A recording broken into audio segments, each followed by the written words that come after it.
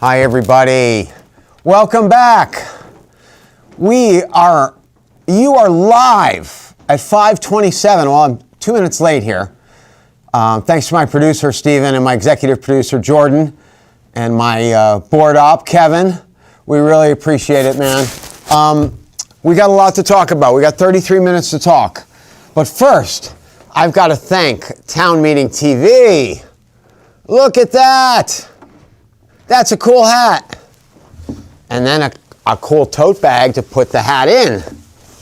I'd like to thank Emily. Thanks, Em. Thanks, Megan. Appreciate you guys.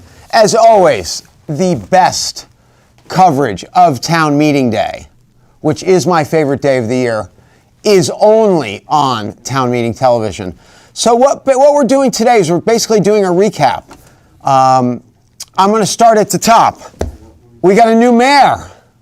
Now, I don't know if Kevin has a picture of Emma Mulvaney-Stanek. If we can show that, that would be great. There she is with the Ukraine flag in the back. Congratulations, Emma. You did a great job. You ran hard. The progressives had a big day on Tuesday. Now, as a passionate Democrat, you have to tip your cap sometimes when things don't go your way. I knew when I was at the polls, you could just really feel the progressive wave coming, especially where I was in Ward 2. Thanks to all my friends in Ward 2. Emma had a big victory. Also, some new city councilors, Carter Neubiser. I'm sorry that my friend Hannah King lost. I'm sorry Jeff Hand lost. This show is not a recap of every race because it's already been a week away. So if you were interested in finding out about the races, you already have. Emma ran a very strong race. We ran a good candidate in Joan Shannon, a candidate that had been around for over 20 years, so had a lot of good things for her, but also had, she's well known, and so people had their opinion made up about Joan. And I have to say, I'm a little upset. Today I saw a sticker on the street somewhere on a mailbox or something that showed a picture of Joan and Donald Trump together. And I don't think she deserved that. She's a moderate Democrat. Sorry about that. And she was I think there she is. Joan, still on the council. I think she's awesome. And I'd like to thank you and your team, Hannah King, her daughter, her husband. They all did a great job. The thing is, after 4 years of 4 terms of Moreau Weinberger, it was going to be tough for the Democrats to repeat. That would have been 15 years in office, 5 terms. Now, there's an old saying that 3rd terms are tough and 4th terms are impossible. And I think that was kind of the case. We ran into a lot of social issues here, the fentanyl, the drugs, the crystal methadone, the Suboxone, a lot of homelessness. Also still ending up from the ravages of COVID. And all these kind of put together was a perfect storm that, a progressive or liberal challenger could come in and challenge the status quo. Because Joan and Moreau were the status quo. There's no question of that. And so today, of course, I'm always supporting the Democrats. But we've got to tell a little truth here. We got outbeaten.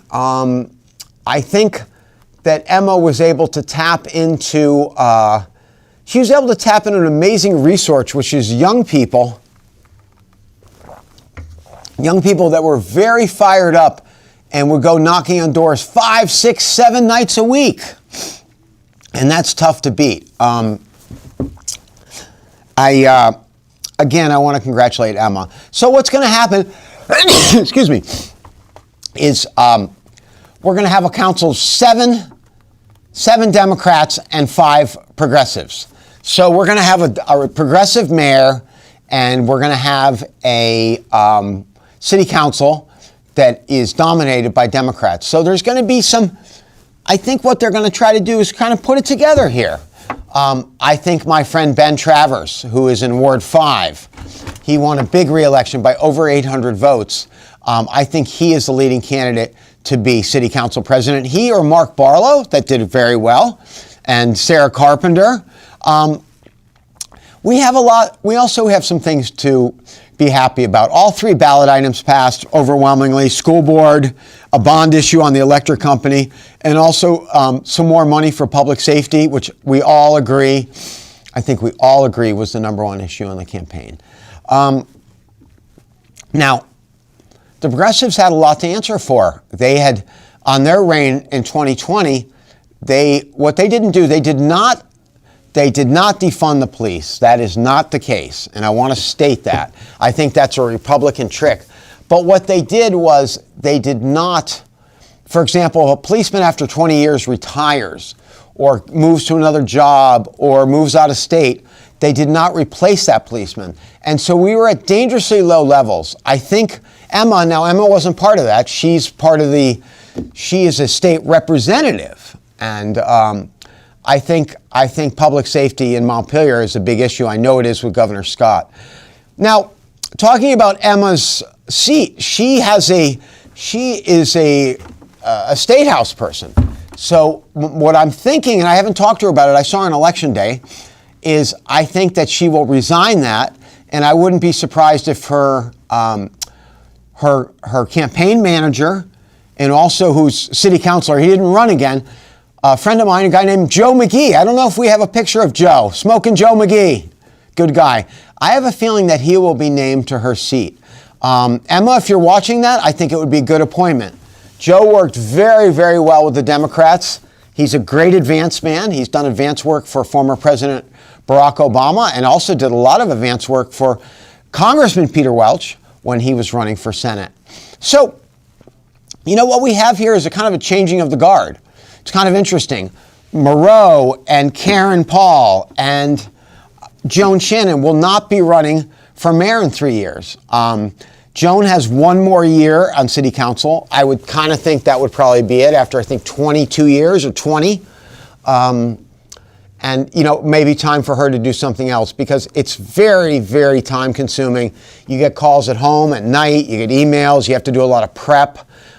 Usually you meet with your caucus and then you have the meeting. So, you know, we're talking about a lot of work for $5,000 in pay, which is not very much. I'd like to see their pay go to about $10,000, maybe $100 a meeting or so, something like that. Maybe a little bit more. But again, kudos to Murrow Weinberger. He, my friend, maybe we can get a picture of him up, Kevin. I thought he did a great job as mayor. I really did. Now, I'm a moderate Democrat. I'm a Ted Kennedy Democrat. And so I'm not as progressive as some people are in Burlington. Definitely not as progressive as Emma. But what I think Emma was able to do, and Moreau, I'd like to thank you. I swore him in for a second term. That was a great honor for me. He asked me to do that. And I also just recently registered his daughter, Leland Weinberger, who is a senior in high school and was turning 18. So when her dad became mayor, she was 6 years of age. She was in first grade. Now she's going to be a high school graduate and on the way to hopefully a wonderful college. So I'd like to thank her, her mom, Stacy Weinberger, and her sister, Ada. Really, really great family. These are good people. Moreau really cares about Burlington, and it'll be anxious to see his next move. I personally think I'd like to see him working in Washington in the Biden administration, and I know he's interested in running for governor. Unfortunately for us, we have the most popular governor in the United States. I think his approval rating, boy, Kevin, you are sharp, man. His approval rating is close to 80%. Now, I wish he spent some more time up here, and he has not tackled the crime and the drug issue like I would say. I think housing people in motels is sure, maybe it worked for COVID, but you know, it's a rough life living in just a little room. And but you know what? He's an honest, good man. I'd like to thank him for his good work. He cares about Vermont. He was just at a state dinner. President Biden invited him, and he brought his mother. So anyone who brings their mother to a state dinner has got to be all right. Phil is looking very, very strong for re-election. I think this will be his last term. This will be 10 years for him. This will be 5 election cycles. And again, unlike 48 of the 50 states, except for New Hampshire and Vermont, they run 4-year terms. So I think Phil gets sick of raising money. He gets sick of the campaigning. I know he likes to drive his race car. I know he likes to just do stuff. But the governor is always very strictly on a schedule, has a state trooper driving him, and, has basically his stuff going on 7 days a week. So, Governor Scott, you're a good man. I'd like to see you in Burlington more often. I'd like to see you in the New North End. I still can't figure out your policy on drugs. We cannot arrest our way out of this. But even though, I asked Emma at the polling place, I said, Emma, if someone's selling fentanyl, do you think they should be arrested? And she said, absolutely. And I agree. We have a drug here, unlike any drug that in my long career, 60 years of life, and to be honest, my generation, we did plenty of drugs, okay? But fentanyl is just so scary. It's so scary. It requires multiple injections a day. It can kill you at any time. And it's really the devil's medicine. Stay away from it. Don't ever try it. I've never even seen it. I don't want anything to do with it. It's cancer. It's poison. It's poisoning our community. Anyone who's bringing that stuff into our community is a criminal and deserves to go to prison for a long time. So Emma is going to have to deal with some issues. She's going to have a divided city council. They're going to want to work with her, but they're not going to give her everything she's got. She is going to be, I think one thing, what she will probably do is she will probably move a little to the center and try to govern center left. I think that's the best strategy for Emma. And, the one thing that we have coming up, which is really going to be rough, is we have some budget cuts. We have some serious stuff going on. And, our COVID money is gone. And we had a lot of money coming in. That money is history. So there's going to be some budget cuts. There's going to possibly be, I hear by rumor, there's possibly going to be some job cuts in Burlington. We have over 800 city employees for 45,000 people, 42,000 people. That's a lot. That's a big ratio. So we'll see what's going to happen there. Let's flip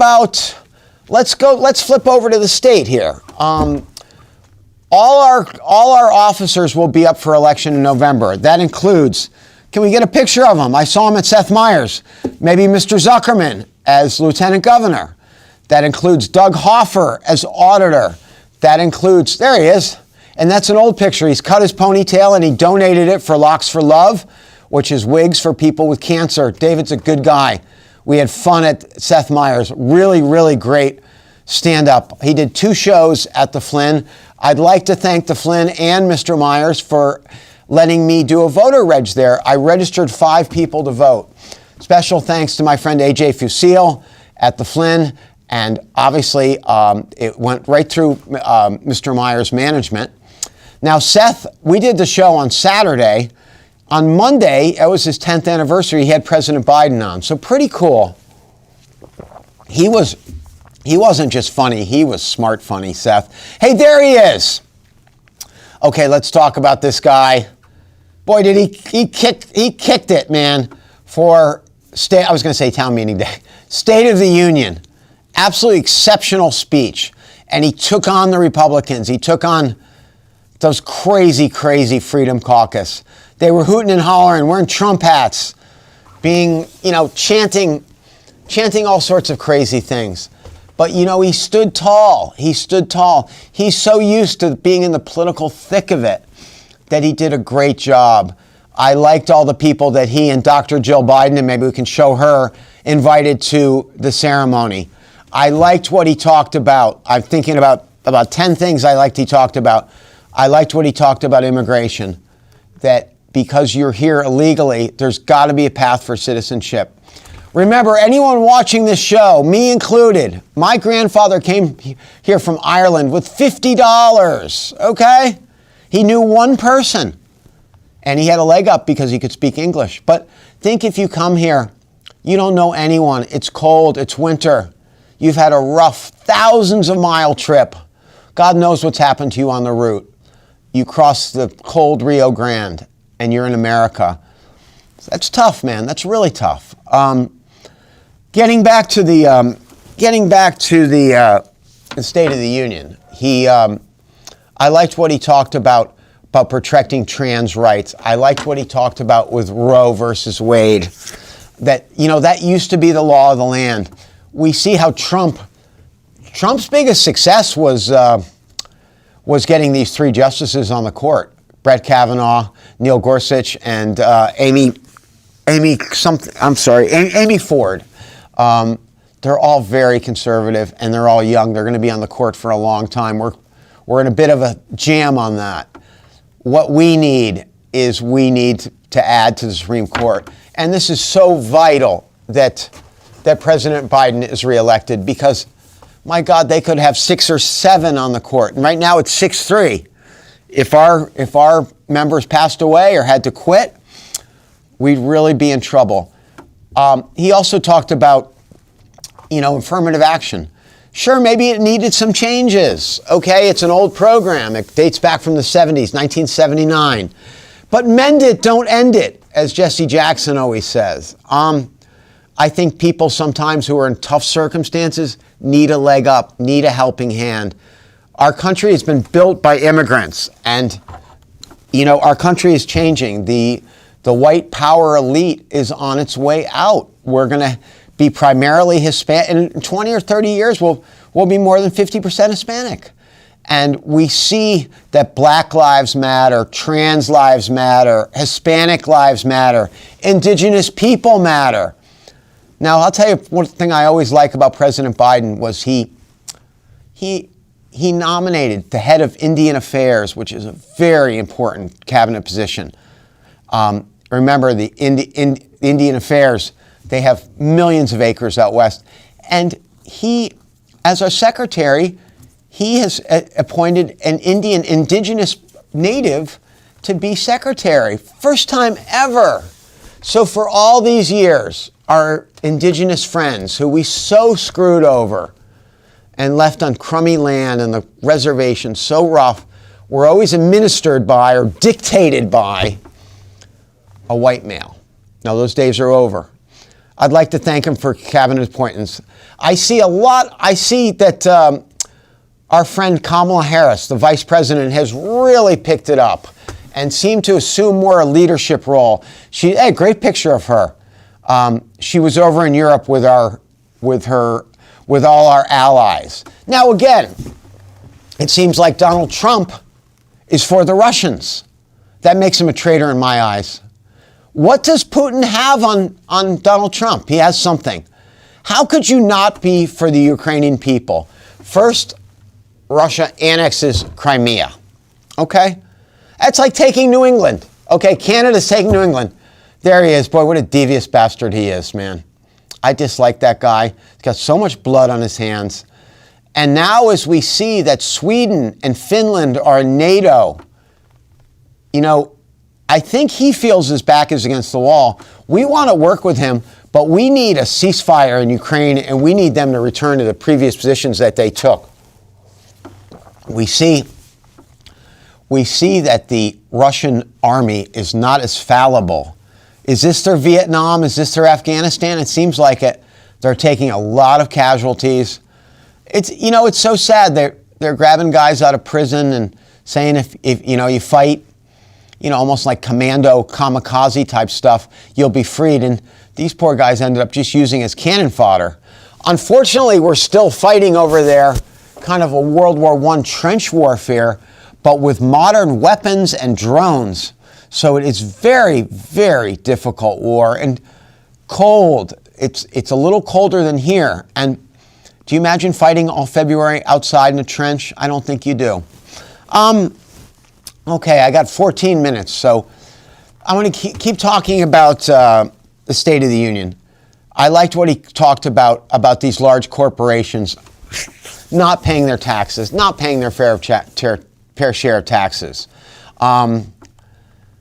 They pay so minuscule, and these shell companies that these companies use in Europe are really, really a scam, or in other countries. And, if you can believe under Trump,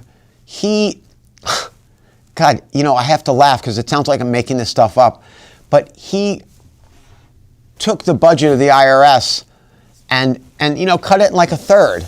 Now, we all know we need the IRS, okay? Internal revenue. How does our country run without it? It doesn't. So again, some takes from the State of the Union. One that President Biden doesn't mind getting in and mixing around with the Republicans. Marjorie Taylor Greene wearing a Trump hat inside the House chambers. Now, how do you support a traitor like that who is not supporting Ukraine in the war, is not supporting NATO, does not support a woman's right to choose, does not support affirmative action, does not support drug? We're going to have to do something about this drug problem in America before it licks us, because if the next generation of people are on these narcotics, we're done. We're really done. They're so strong. They're such poison that they really, really ruin your life. Now, let's talk about someone who's watching this and maybe has a drug problem, or their brother or sister or friend or mother or grandmother has a drug problem. The state has a lot of resources. They have counseling. They have drug treatment. Medicaid will pay for someone to go to rehab. Obviously, with drugs this strong, you've got to be away from them. They're just too strong. The number to call for that, and also for COVID, if you have questions about COVID is not over. 211. Thank you, Kevin. Boy, you're really in sync today. Good job, brother. My friends, everyone needs to get that COVID shot, please. Or your booster. I've gotten 5 shots over the last couple of years. I think I need to get another one. COVID is not gone. If you're in a spot where you have a lot of people, don't be afraid to put your mask on. No one's going to laugh. No one cares. We want you to live. Over 1 million people in America died of COVID. Why Donald Trump's response was to deny, not push the vaccine. Again, he could be impeached on so many different levels. He's really a terrible person. And if you love this country, you are not supporting him. We talk about January 6th. We still see people being in prison for their role in January 6th.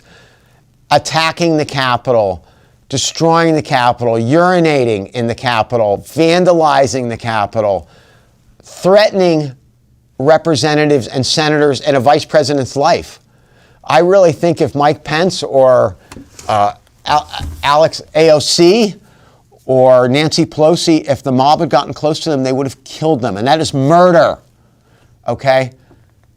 Anyone can go into the Capitol every day and get a tour and sit and watch the Senate and the House. Okay? You can call your congressman's office, congresswoman's office, and do that. But to break in, to vandalize, to destroy the Capitol, it really means you don't care about your country. Now, I'll tell you, let's do a little bit more about State of the Union. I guess Senator Leahy was invited to take pictures. He's no longer a senator. There he is. He's a great photographer, a great guy. We'd like to thank you, Senator Leahy, you and Marcel, such wonderful people. My friend, I'm glad you're keeping your hand in Vermont and living in Burlington part-time and also in Washington. I'm sure Senator Leahy's on so many boards and councils, always so giving of his time. I'd like to thank some of his people, Carolyn Dwyer and John Tracy and John Gaudreau. They're now in retirement. And Senator Leahy, God bless you, man. You've been so kind, hired me, worked on campaigns for me, with me, helped us out. Just a great guy. One of the nicest guys I've ever met. And also, let's talk about our new senator, Senator Peter Welch, who was at there he is. That's an old picture of him, and I believe that's at the State House in Montpelier. We'll have to maybe get a more up-to-date picture. But Peter, you are the man. You've been so kind to me. I had so much fun working on your campaigns. Thanks for hiring me. Thanks for always being so kind. You and Margaret, your dear wife, doing such a great job. He's on some great, great committees. Now let's talk about the senior senator, the man, the hero of the left, our friend Bernie Sanders. Hey, that's a great picture of Bernie. Boy, nobody like him in the history of the Senate, I don't think. Someone who's come up through the ranks. You know, when he first started running in the 70s, he'd get 2 or 3%. And he's grown, he's evolved, and our state has evolved. There he is. I really believe that about 95% that he's going to run for re-election. I think he will announce probably in May or so, and you know, he'll be tough to beat. I'll be helping him. I'll hopefully be working with him. We'll be registering a lot of voters. Now let's go to our new Congresswoman. Boy, she's doing a great job. She's on so many good committees.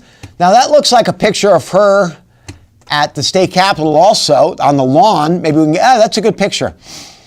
And Becca brings it, man. Becca from Brattleboro brings it. She's on some great committees. She's doing very, very well. She's running for re-election. I endorse her wholeheartedly. I endorse Bernie Sanders. Senator Welch was so nice he doesn't have to run for re-election for 4 more years. But God, what a strong congressional delegation we have. And again, I thought that was pretty nice of President Biden to invite Senator Leahy to take photographs. Senator Leahy has an exhibit of photographs at the Vermont Supreme Court in Montpelier that is running through, I believe, April 29th that I want to go down and see. I believe there's 70 photographs around the world, from pictures like Dalai Lama, pictures of Ronald Reagan. Senator Leahy a lot of times took pictures that were used by the AP and the UPI and about like bill signings and stuff in Washington. So I have 7 minutes left. We're going to recap. It was a tough day for Democrats in Burlington. We took one in the pants. We got beaten by a strong candidate who maybe worked a little harder and was able to get a coalition of younger people. And the progressives have consistently beaten us in town meeting. I'd like to thank my friend Adam Roof, who did such a good job. We also held several city council positions, including my friend Ben Travers, including Sarah Carpenter. And so we're going to have a strong council. What I'd like to say to everyone, please, is that try to work together with Emma. Let's find some common ground. Emma is much more progressive than I am.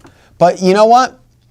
You have to kind of see the writing on the wall and realize that that the progs had their day. And again, the ability of the progressives to get young people interested and involved in campaigning, especially in the cold winter nights when they're out knocking on doors 7 nights a week, that really adds up. You do that for 6 or 7 weeks, you are really flying. Again, also, congratulations to Carter Neuheiser, a friend of mine who we done a lot of voter registration, a real liberal guy. So we'll see how these, sometimes the progressives have some very high-flying ideas, and they sound good on paper, but who's going to pay for them? How are they going to be implemented? So we're going to have to see how the progressives do running the city. We haven't had a progressive mayor in a long time, 12 years. And that was still in President Obama's first term. I've got 4 minutes left. So again, I'm going to wrap up. If you know anybody that is hungry, has income insecurity, is worried about paying their rent or their heating bill, there's a lot of programs that can help, and that would be 211. You can call the state. That's a state number, and that is toll free. Also, you can call me.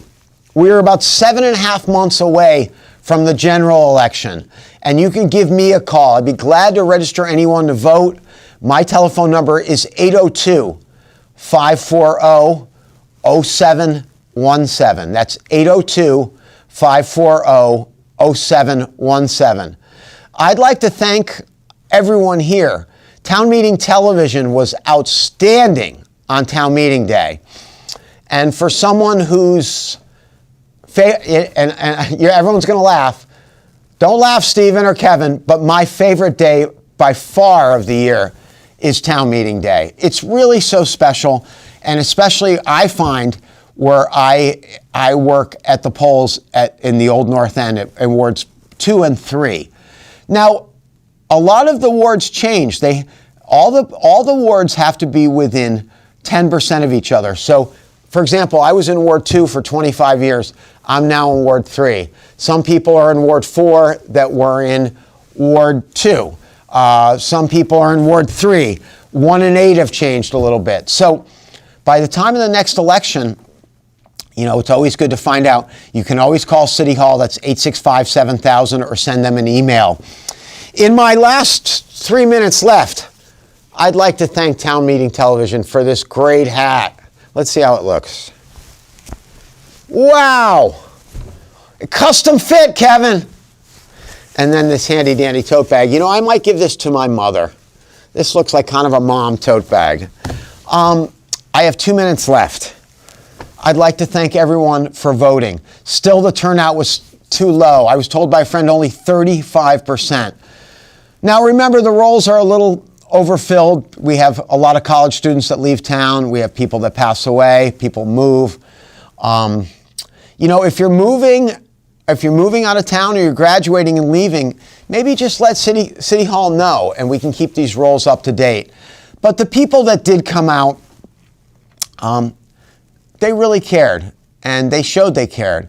And I have to again congratulate Emma Mulvaney-Stanek, our new mayor.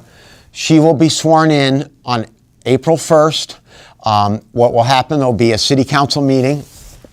They'll also decide who the new city council president is. And I think that's either going to be Mark Barlow from the new North End, or I think it might be my friend Ben Travers from the South End, who I worked on his campaign. He had a big win. He won by 800 votes. I'd like to thank him and his family. We had a grand time working on the campaigns. I'm at 1 minute left. So I'd like to thank everyone. I'd like to thank Town Meeting Television, Jordan Mitchell, my producer, Stephen and Kevin, Megan O'Rourke, Miss Lauren Glendavidian, Emily, everybody. I'm going to leave you with a picture of President Biden. I think he did a great job on the State of the Union. He is going to be reelected President of the United States. And I'm taking off my microphone, and I'd like to thank everyone. And we're going to leave you with Joe. And thank you so much.